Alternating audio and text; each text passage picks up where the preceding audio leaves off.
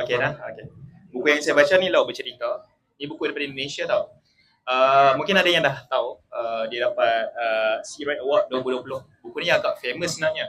Dia menceritakan tentang perjuangan lah, perjuangan Indonesia. Dia historical fiction genre dia. Jadi buku ni even siap dia ada filem ya, baru difilmkan dan juga pelakon dia Reza Rahadian. So kalau yang tahu Reza Rahadian, dia memilih sikitlah filem dia. Dan juga buku ni sangatlah bagi saya dia penulis buku ni dia menceritakan bagaimana dia memberikan suara kepada mereka yang tidak boleh bersuara. Jadi buku-buku ni dia menceritakan bagaimana sebab apa Laut Bercerita tu, Laut Bercerita bagaimana even saya sebenarnya saya juga kawan, saya dengar juga daripada dia kisah betul tapi dia difictionkan. Sebab kalau bila nak cerita kisah betul ni takut ni kena ban ke apa kan, so dia pakai kona sikit, so dia kembali fiction lah. Jadi Laut Bercerita ni bagaimana aktivis-aktivis tahun 1998 di Indonesia, bagaimana mereka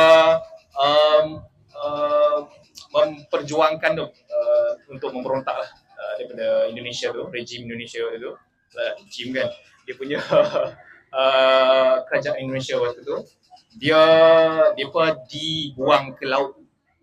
So memang kisah ni sebenarnya, even saya memang ada kawan Indonesia sendiri, dia menceritakan bagaimana orang-orang yang memberontak ni, dia dibuang di laut lah. Sebab apa Laut Bercerita.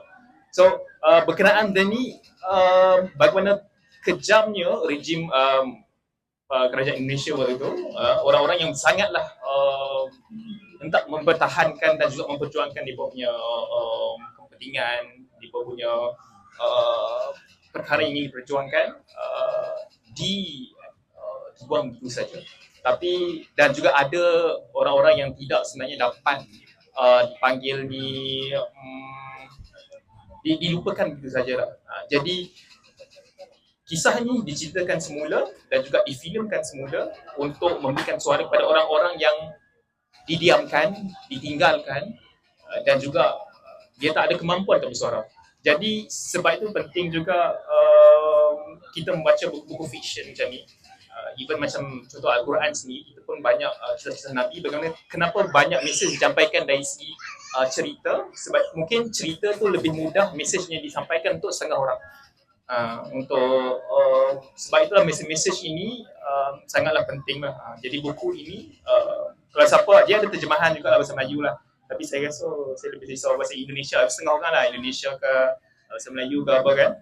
Laut Bercerita juga dan juga dia dapat award lah, Southeast Asia Right Awards. Jadi siapa yang nak cuba rasanya kalau rasa berat sangat boleh tengok filem dia dulu, kantonglah siapa nak baca novel dan sebagainya lah.